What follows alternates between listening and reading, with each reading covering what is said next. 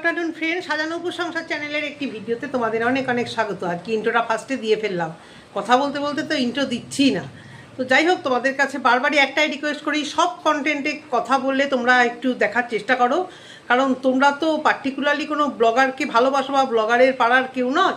তোমরা আমাকে দেখছো আমি কিভাবে কথা বলছি, তো আমি সব ক্রিয়েটারদের নিয়েই কিভাবে কথা বলি আমি আশা রাখবো তোমরা দেখবে। কারণ এই টপিকে ভীষণ বোর হয়ে যাচ্ছে, আর ভালো লাগছে না। কোনো স্ট্যান্ডার্ড নেই, কিচ্ছু নেই এদের, মানে এই ঘ্যাচর নিয়ে কথা বলতে সত্যি এক কথা বলতে সত্যিই ভালো লাগছে না। তো যাই হোক, আজকে আবার কথাটা বলতে আসলাম। এই টপিকটা থেকে আস্তে আস্তে নিজেকে গুটিয়ে নেওয়ার চেষ্টা করব, যদি না সেরকম বড় কোনো ধামাকা আসে। কথা তো অবশ্য করেই বলবো, কথা কেন বলবো না। যেই টপিকে কথা বললে ভিউজ হবে সেই টপিকে কথা বললে ভালো লাগে, কিন্তু অন্যান্য টপিকে কথা যখন ভালো বলি কেউ, তেমন তোমরাই এই ভিউয়ার্স, তোমাদের কাছেই তো আলটিমেটলি যায়, তোমরা দেখো বলেই তোমাদের কাছে যায়, তো ভালো লাগবে দেখতে হয়তো তোমাদের। এরপরে আসি পিয়ার কথা। দেখো পিয়ার কন্ডিশনটা দেখো, সবাই কিন্তু ভিডিও দিচ্ছে, সবাই সবার মতো চলছে। ও এর আগে 7 দিন ভিডিও দিল না, আবার দেখো এখন মোটামুটি হয়তো 3 দিন কি 4 দিন, 3 দিন হয়ে গেছে ও কোনো রকম ভিডিও দিচ্ছে না। কোনো মানে কি প্রবলেম দেখো ওর হলো, যে মেয়েটি সবসময় সব অবস্থাতে ভিডিও দেয়, এমন মানে সিচুয়েশনে পড়ে গেল, প্রত্যেকে ভিডিও দিচ্ছে, এমনকি কল্পনাও ভিডিও দিচ্ছে অল্প অল্প করে, কিন্তু দেখো ও কিন্তু ভিডিও আর দিচ্ছে না। কিছু তো সমস্যা হয়েছে, সামনে আসতে পারছে না বা কিছু রেডি করতে পারছে না, বা ও বলে না মাঝে একটুতে ওর খুব লেগে যায় এ সমস্ত। আর ওর চ্যানেলে গত 3 সপ্তাহ আগে একটা মোটামুটি সেই তর্কাতর্কি ভিডিও, মানে জায়ের সম্পর্কে বলতে বসে গেছিলো লাস্ট ভিডিও। তারপরে সার্চ মারলে তোমরা দেখবে বসে বসে সবটাই কিন্তু কন্ট্রোভার্সিয়াল। শুধু ওই একদিন ডেকারেশনের ভিডিওটা একটু দিয়েছিল, সেখানেও সামান্য একটু কথা বলেছিল শাশুড়ি সম্পর্কে। এছাড়াও আর পরপর যে কটা ভিডিও আমি দেখেছি সব কটাই কন্ট্রোভার্সিয়াল। ও ফের পিকনিকের কথাটা নিয়ে না বসলেই পারতো। ওর ব্যাপার, ওর চ্যানেলের ব্যাপার, ওর সাপোর্টারদের ব্যাপার। তোমরা ভালোবাসার ভিউয়ার্সরা ওর ভিডিওতে গিয়ে কমেন্ট করো, ও বুঝবে। আর ওর তো অনেক পয়সা হয়েও গেছে, আর একটা ভিডিও দিলেই, কন্ট্রোভার্সিয়াল ভিডিও দিলেই অনেক টাকা উঠবে। এখন মাঝে মাঝে থাম্বনেল দেখে বোঝা যাচ্ছে না পরপর 3টে ভিডিওতে যে এটা ব্লগিং চ্যানেল না কন্ট্রোভার্সিয়াল চ্যানেল। তো যাই হোক, এবারে আসি আমার অবশ্য করে কিছু কথা নিয়ে বলবো।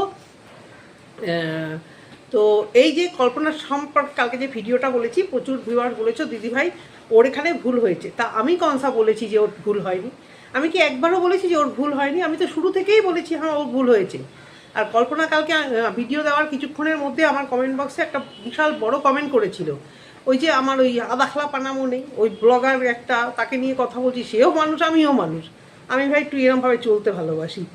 হ্যাঁ, তো ও ব্লগার, সেই কল্পনা হোক বা যে কোনো বড় ব্লগার হোক, ব্লগার আমার নাম নিয়েছে, আমার কমেন্ট বক্সে কমেন্ট করেছে, দিন সেটাকে নিয়ে ঘুরিয়ে পেঁচিয়ে বসে পড়বো, বা কেউ আমাকে নিয়ে একটা কথা বললো উত্তর দেওয়া, এটা আমি দেই না। কিন্তু চতুর্দিকে খুব উত্তর দেওয়া দেওয়াই চলছে। ভাই বড় বড় ক্রিয়েটাররা তোমরা তোমাদের মতো ভিডিও করো না বাবা, আমার ভিডিওর উত্তর দেওয়া কেন? সে মারিয়া সম্পর্কে বলি আর প্রিয়া সম্পর্কে বলি, আমার ভিডিও নিয়ে উত্তর দেওয়া কেন ভাই?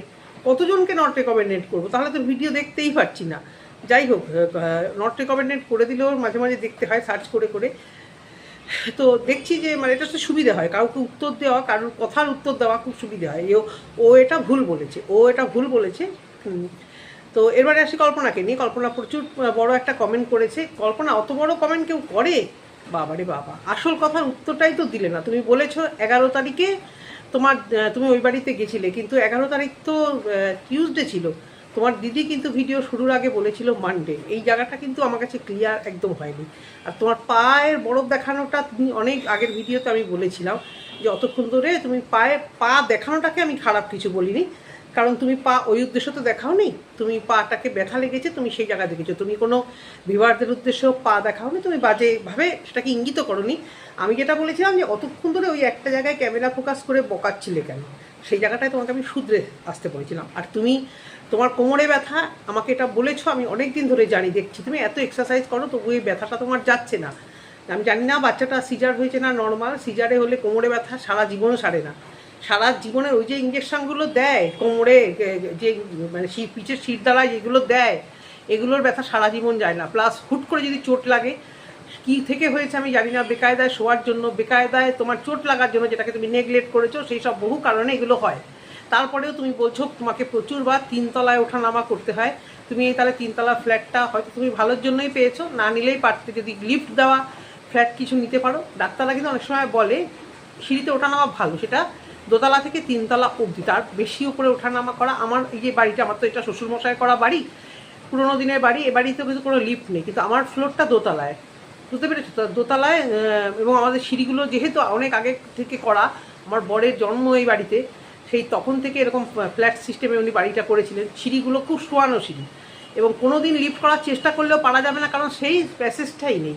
নিচে গ্যারেজ, নিচে আমাদের টুকটাক ঘর আছে, টুকটাক আমাদেরই কলমিস্ত্রি থাকে, তো সেই জন্য এবং এতটাও মানে জায়গা নেই যে আমরা লিফট করবো, তো সারা জীবন এভাবেই চলতে হবে। তো আমি শ্বশুরমশাইকে খুব মানে, শ্বশুরমশাই তো শাশুড়ি, উনি তো আর ওগুলোকে তো আমি দেখিনি, শাশুড়িমাই আর কি এই ফ্ল্যাটটা রেখে দিয়েছিল বলে আজকে আমাকে অত সিঁড়িতে ওঠানামা করতে হয় না। কিন্তু বাড়িতে কোনো অনুষ্ঠান হলে না, এই প্রেগনেন্সি অবস্থাতেও মাঝে মাঝে আমি এত কষ্ট পেয়েছি। চারতলার উপরে আবার সেই আমার ছাদ, সেই 5তলার উপরে খুব কষ্ট হয়।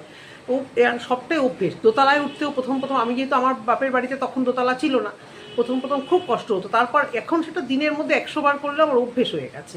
আর আমার যে আর ফ্ল্যাটগুলো আছে সবটাতে লিফট আছে, কারণ লিফট ছাড়া ফ্ল্যাট তো এখন আর হয় না। এত কথা কেন বলছি, তুমি এত সিঁড়িতে ওঠানামা করো, যদি তোমার প্রবলেম হয় তুমি বেল পাতো বা কিছু করো, কিন্তু কোনো ধরনের এই বাহানাটা একেবারেই সাজলো না, একেবারেই চলবে না যে তুমি তোমার রক্তের সম্পর্কে কেউ একজন চলে গেছে, তুমি কোনোভাবে তাকে দেখতে যাওনি। কিভাবে যাবে? বাইরে থেকে অনেক কিছু বলতে পারি আমরা, তুমি এই করবে, তুমি ওই করবে, এখানে করবে, ওখানে করবে, কিন্তু এক্স্যাক্টলি তোমার সিচুয়েশনটা আমি জানি না, যে তুমি কাকে কাকে সেটিং করতে পারো, কার কাছে তোমার বাচ্চা রাখা সেফ। তুমি ঠিকই বলেছো, বাচ্চাটাকে তুমি রান্না করতে পারোনি, তুমি যেটা লিখেছো যে বাচ্চাটা খেত কি। আর আমরা মুখে অনেক কিছুই বলতে পারি, কলকাতা শহরে হাত বাড়ালেই অনেক খাবারের দোকান আছে, মানে নিরামিষ রান্নার খাবারের দোকান। তার থেকেও বড় কথা মানে ধরো ড্রাই কিছু, যেগুলো যখন তখন, কিন্তু তোমার বাড়ির নিচে একটা দোকান আছে দেখতে পাই, ওখানে কেক ফেক থাকে। আর বাচ্চাটার একটু কষ্ট অবশ্য করে হতো, কিন্তু তুমি যদি খবরটা শোনার সাথে সাথে চলে যেতে পারতে, আমার মনে হয় তুমি বেলা থাকতেই বাচ্চাটা হাগলে হয়তো 1-1.5 ঘন্টা একটু প্রবলেম হওয়ার পরে তুমি হয়তো ওকে নিয়ে যেতে পারতে। এবার সিচুয়েশানটা আমি বুঝতে পেরেও পারছি না, কারণ এই যে একজন মারা গেলে না, এমার্জেন্সি সিচুয়েশানে না সত্যিই কোনো বাহানা আসে না, কারণ এমার্জেন্সি সিচুয়েশানে কিন্তু প্রত্যেকেই অসুবিধে করেই যায়, বিভিন্ন রকম অসুবিধে করে, যার জন্য এটাকে ইমার্জেন্সি সিচুয়েশান বলে। সে কেউ বড় অসুস্থ হোক, বড় মানে কেউ একজন মারা যাক, যেমন তেমনভাবে কিন্তু সে কষ্ট করেই যায়। এখানে অনেক ভিউয়ার্স এত কিছু দেখার পরেও বলছে আপনি এখনও কি ওকে কি চোখ বন্ধ করে সাপোর্ট করে যাচ্ছেন।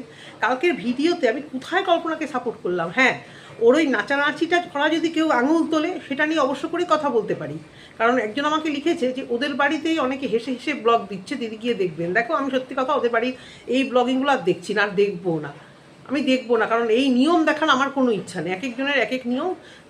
আমি এই রিসেন্ট 1 বছর হয় আমার মাকে হারিয়েছি, এইসব নিয়ম, এইসব মৃতদেহ আমি এগুলো এখনও নিতে পারি না। এমনি বাড়িতে এত জ্যাঠা কাকা জেঠিমা এসব নিয়ে থেকে এত মৃত্যু দেখেছি, আর প্রত্যেককে এত পরিমাণ ভালোবাসতাম, মামা বাড়িতেও বড় মামা ছোটো মামা, এই মৃত্যু দেখে এইসব নিয়ম দেখে আমি এখন মানে ব্যতিব্যস্ত। আমার কি মনে হয় জানো, এই মা মারা যাওয়ার সময় আমার মনে হতো যেন মা সবার সঙ্গে করে আমাকে, আমি আর নিতে পারি না।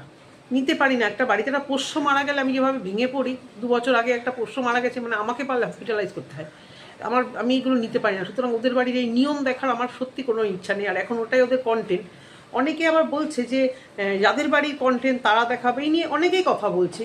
আমি ভাবি, হোয়াট ডু ইউ মিন? এটা একটা কন্টেন্ট, একজন মারা গেছে, হ্যাঁ সে দেখাচ্ছে। আজকে দেখলাম তার একটা কমিউনিটি পোস্ট এসছে, সে নাকি আজকে 2টো ভিডিও দেবে।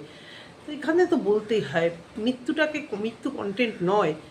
তোমার বাড়ির নিয়ম তুমি কি করছো, এটা কন্টেন্ট নয়। হ্যাঁ, তোমাদের খুব বেশি হয়তো পয়সা দরকার, তোমরা অতটাও বড়লোক নও, তোমাদের সত্যির দরকার, কিন্তু আমি জানি ব্লগাররা রোজ ভিডিও দেবে, তাদের রিচ কম হবে, কিন্তু অনেকেই যারা বলছো যে ওর বাড়ির কন্টেন্ট ও দেবে, এটা কন্টেন্ট, এটা বাড়ির কন্টেন্ট, এটা মানে যাই হোক, আশা করি বুঝতে পারছো, যারা বুঝতে পারছো। আমি এগুলো নিতে পারি না, আমার ভীষণ খারাপ লাগে। তো সেই জায়গা থেকে কল্পনার ভুল আমি কোথায় ধরিনি, আমি কিছু বুঝতে পারলাম না।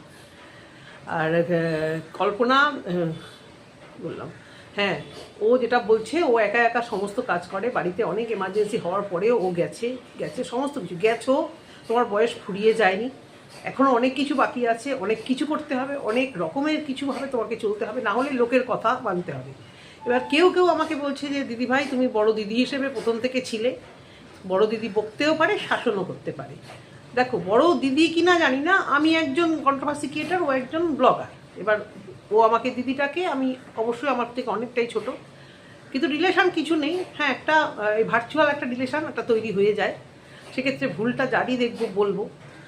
অনেকে বলছে পিয়া এই জায়গায় হলে নিয়ে বসে পড়তেন না, পিয়ার সিচুয়েশনও বোঝার চেষ্টা করতাম, এর যদি সিচুয়েশন যদি সেরকম হতো বোঝার চেষ্টা করতাম। পিয়াকে নিয়ে বসার কারণ পিয়া বসার মতো কাজ করে করেই দিয়ে যায়। পিয়া সবসময়তেই চ্যানেলে এই ধরনের কাজ কারবার করে।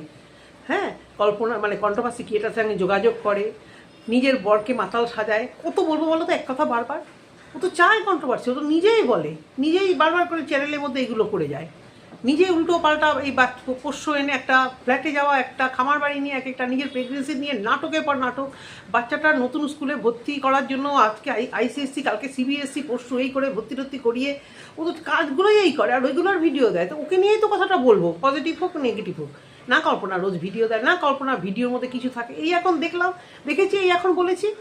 তোমরা দেখি মানে বোঝো না কিছু নাকি? পিয়া হলে নিয়ে বসে পড়তাম, নিয়ে বসার মতো কাজ করে, তাই নিয়ে বসেছি, তাই না?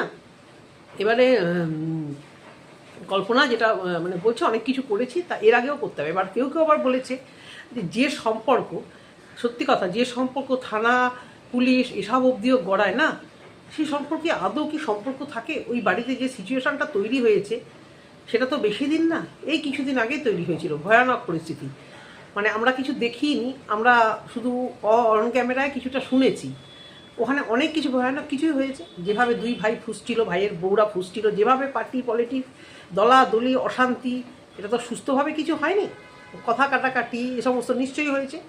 পুলিশ আসেনি, আসার কথা ছিল, এসছে কিনা জানিও না, বলেনি, যখন ধরে নিচ্ছে আসেনি।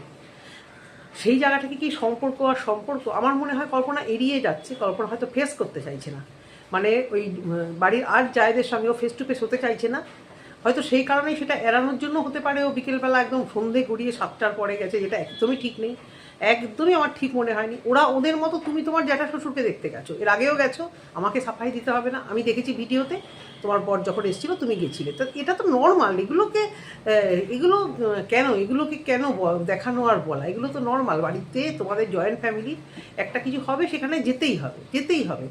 এবার অনেকে দেখি মানে ফালতু মানে বকে যাচ্ছে আমার চ্যানেলে, আমার কমেন্ট বক্সে, যে বাড়িতে গেস্ট আসলে সেই গেস্টটা বুঝবে, সেই গেস্টটা আসল জানবে যে বাড়িতে কি তোমার একজন মারা গেছে। তোমাদের কল্পনা কখন বলেছে গো? কোন কথাটায় বলেছে যে বাড়িতে গেস্ট এসেছিলো বলে আমি জ্যাঠা শ্বশুরকে দেখতে পাইনি? তোমরা কি শোনো মন দিয়ে, নাকি ভাও করো, নাকি কারো দ্বারা প্রয়োজন মানে কী বলে প্ররোচিত হয়ে সেটাই দেখতে থাকো? কল্পনা ভিডিওতে আমি 2-3 বার দেখেছি, কোন জায়গাটায় ও বলেছে বলো দেখিনি যে এই যারা আমার গেস্ট তারা বাড়িতে এসেছিলো, সেই জন্য আমি জ্যাঠা শ্বশুরের কাছে যেতে পারিনি। ও তো প্রথম থেকে বলছে, আমি শোনার পর থেকে আমার ছেলেটা গেছিলো, আমি ছেলেটাকে স্কুল থেকে এনে যখন দিদির বাড়িতে যাবো ওঠাবো, বাড়িতে এসে একটু কিছু খাওয়ালাম, রেডি হতে দেরি হয়ে গেছে। এমনিও স্লো মনে হয় আমার, যা মনে হয় ওকে দেখে, কথাগুলোও স্লো এবং হয়তো কাজেও হয়তো স্লো। সেই জায়গা থেকে আরেকজন আমাকে জানিয়েছে যে কেন্দ্রীয় বিদ্যালয়ে এরকম ছুটি দেয়। কেন্দ্রীয় বিদ্যালয় সব জায়গায় এক নিয়ম তো আর হয় না, এক একটা জায়গায় এক একটা নিয়ম হবে। আমার ছেলে মেয়ে পড়ে না, কারণ আমাদের বাড়িতে কেউ মানে আমার বর বা আমরা তো কেউ পড়ে, যদিও এখন কেন্দ্রীয় বিদ্যালয়ে আমি দেখেছি যে আর্মি বা ফোর্স ছাড়াও অনেকেই যায়, কারণ আমার মেয়ের সঙ্গেই কোচিংয়ে পড়ে, 1-2 চেনা জানা ওদের বাচ্চাকে ভর্তি করে দিয়েছে, সে কাকা বলো জ্যাঠা বলো কাউকে একটা, যাই বলার দরকার নেই আমার। এরকম সল্টলেকের কেন্দ্রীয় বিদ্যালয়ে অনেকেই ভর্তি করেছে। আমার ভাইয়ের মেয়ে ব্যারাকপুরেরটাতে পড়ে। তো সেই জায়গা থেকে এক একটা জায়গার নিয়ম এক এক রকম হবে। সেখানে হয়তো কোনো জায়গায় ছুটি দেয়, অনেকে কোনো জায়গায় দেয় না। আমি কেন বলেছি যে আমার বাচ্চাদের স্কুলে এরকম আমি দেখিনি। আমার বাচ্চারই এক বন্ধুর দাদু মারা গেছিলো, সে যেতে চাইছিল, তাকে সেভাবে ছুটি দেয়নি, বলছি ছুটিটা হোক, একদম ছুটি করেই নিয়ে যাবেন। আমি নিজে ফেস করিনি, কিন্তু আমি জানি যে হয়তো দেয়নি। আর এটা তো জ্যাঠা শ্বশুর, নিজের শ্বশুরও তো না, সেই ক্ষেত্রে হয়তো ছুটি চাইলেও পারতো না। কারণ দেখো ওর এখন অনেক কটাই এই বাড়িতে বয়স্ক লোক আছে। এবার যখন তখন কারোর একটা কিছু হতেই পারে, মানুষ থাকলে মানে প্রাণ থাকলে মৃত্যু আছেই, জন্ম থাকলে মৃত্যু হবে। এবার প্রত্যেকবারই যদি কল্পনার বাচ্চাটা স্কুলে চলে যাওয়ার পর এরকম একটা কিছু শোনে, আর প্রত্যেকবারই যদি ও ছুটি অ্যাপ্লাই করে, এটা মনে হয় স্কুল থেকে জানি না আমি কি করবে, দিতে দেবে কি না জানি না, এক্সাম ছিল কি না। কারণ আমাদের বাবা কি জন্মের বৃষ্টি কলকাতায়, সেই মধ্যে থেকে মেয়ে পরীক্ষা দিতে গেল, আজকের থেকে স্টার্ট হলো ওর মানে ফার্স্ট টার্মের এক্সাম। কি অসম্ভব বৃষ্টি, মানে এত খারাপ লাগছে আমার, ওকে একাই ছেড়ে দিতে হলো, কিছু করার নেই। তো ফোন টোনও তো এলাও নেই যে শুনবো কিছু। তো এই কথা বলছি যে এক্সাম হলে তোমাকে যেতেই হবে, কারণ এক্সামটা তো দিতেই হবে। এক একটা স্কুলে অবশ্যই হয়তো এক একটা নিয়ম হতেই পারে, কিন্তু কল্পনা সিচুয়েশনটা কী ছিল আমি জানি না, তবে কল্পনা আরেকটু চেষ্টা করতে পারতো, এটা একদম সত্যি কথা। এখানে আমি কোনো বাহানা দেখছি না, কাউকে এড়াবে, যদি এড়াতে চাও তাহলে পুরো সম্পর্কটাই তো নষ্ট করে দাও। ওখানে বাড়ি করছো কেন? ওখানে বাড়ি করলে থাকতে পারবে? আজকে এতদিন ধরে থাকছো না, বলেছো বাচ্চাটার এক্সাম শেষ হলে তুমি যাবে, এক্সাম শেষ হতে হতে বাচ্চাটা বড় হয়ে গেলে, পড়াশুনো শেষ হয়ে গেলে যাবে। পড়াশুনো শেষ হতে এখন বহু দূর বাকি। তুমি যদি রিলেশন নাই রাখতে চাও, গ্রামের দিকে কি এটা পসিবল? আর তোমার বাড়ি ওই তোমার যেখানটা তুমি থাকো সেখান থেকে তুমি এর আগে একদিন বলেছিলে হার্ডলি 1 ঘন্টা টোটোতে, তো 1-1.5 ঘন্টা তুমি একটু টাইম বার করে যেতে পারলে না? এটা তোমার ভুল, তুমি সে যতই বলো। আর যারা আমাকে বলছো, অনেকেই বলছো যে আপনি ভুলটা দেখতে পান না, তারা ভিডিওটা হয় দেখেনি, বা শুরুতেই তাদের মনে হয়েছে যাই একটুখানি কিছু কমেন্ট করে দিয়ে আসি, একটুখানি ওকে একটু ঠুকে দিয়ে আসি, একটু কি চুলকে দিয়ে আসি, এই ভাষায়, মানে খারাপ ভাষায় যে অনেকেই এটা বলে, আমার কিরকম লাগে যে যাই, ওর একটু অসুবিধা হচ্ছে, ওকে একটু মানে কথা বলছে, ভিডিও করছে, আমাদের ফ্রাস্ট্রেশনটা একটু মেটাই। আমরা তো ওনাকে পছন্দ করি না, সাজানো উপসংসারের অপর্ণাদিকে আমরা একদম পছন্দ করি না, কারণ উনি পিআর নেগেটিভগুলো ধরে, তাই ওনাকে একটু গিয়ে ঝেড়ে দিয়ে আসি। আমি বুঝে পেলাম না কোন জায়গাটায় কল্পনা বলেছে যে বাড়ির গেস্টদের জন্য আমি পৌঁছাতে পারিনি, একদম ভুল কথা।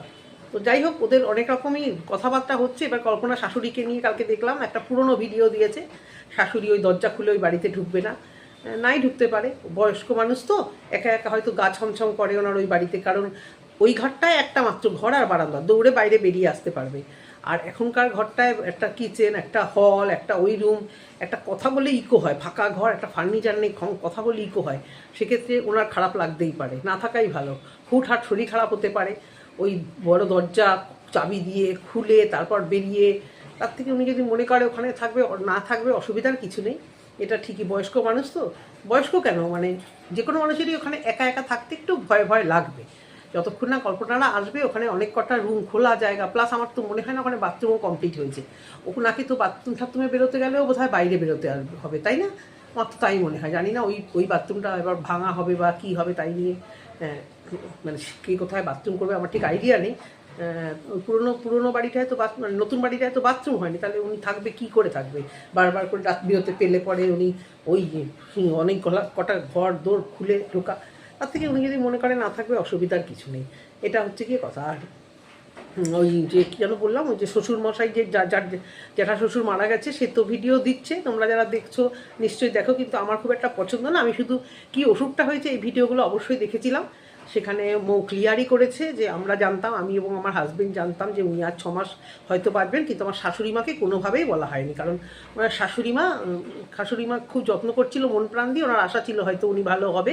উনি জানতেনও না যে ওনার অসুখটা মানে এত বড় ক্যান্সার অসুখ, এবং উনি যার বেশি দিন বাঁচবে না। শাশুড়িমাকে বলা হলে উনি নিজেও হয়তো ভেঙে পড়তো, এটা মৌ ক্লিয়ার করেছিল, এটা আমি শুনেছিলাম, এই ভিডিওটাই দেখেছিলাম যে এক্স্যাক্টলি ওনার কী হয়েছিল।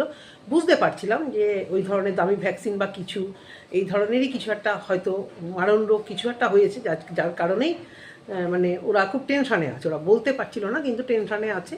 তো যাই হোক, কষ্ট পাওয়ার থেকে চলে গেছে, কিন্তু ওনার শাশুড়ি মা এই কথাটা একেবারেই জানানো ছিল না, ওনাকে জানানো ছিল না বলেই উনি এখনও অবধি মানে সুস্থ আছে, না হলে উনিও হয়তো ভেঙে পড়তেন। এই দিক থেকে ওরা ঠিক কাজই করেছে, কিন্তু বাদ বাকি সেই তারপর থেকে আমি ওদের নিয়ম নাস্তিক যে ভিডিওগুলো ওরা দেখাচ্ছে আমি দেখতে পারবো না এগুলো।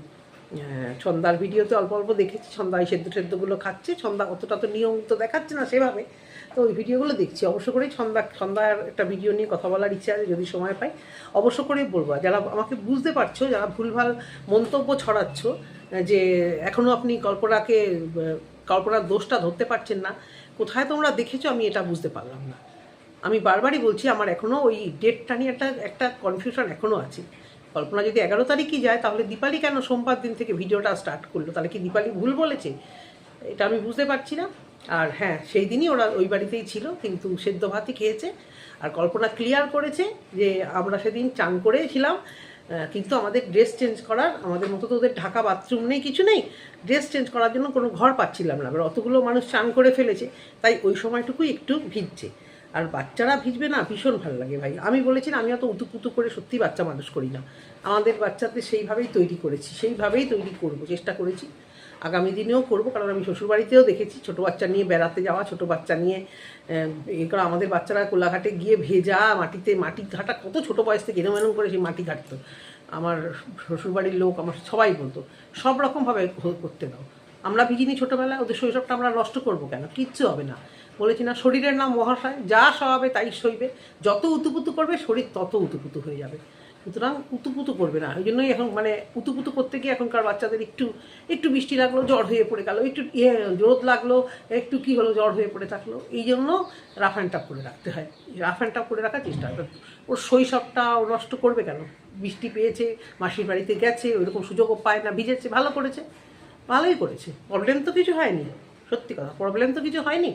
তো এরকম একদিন ভিজবে, 10 দিন ভিজবে, 5 দিন জ্বর হবে, 6 দিন জ্বর হবে, আবার ভিজবে, জ্বর হবে, এই করতে করতেই সবাই সিজন হয়ে যায়। আর যত উতুপুতু করে রাখবে তত প্রবলেম হবে। এই হচ্ছে গিয়ে কথা। আর কি বলো, কল্পনা সম্পর্কে কি শুনতে চাও?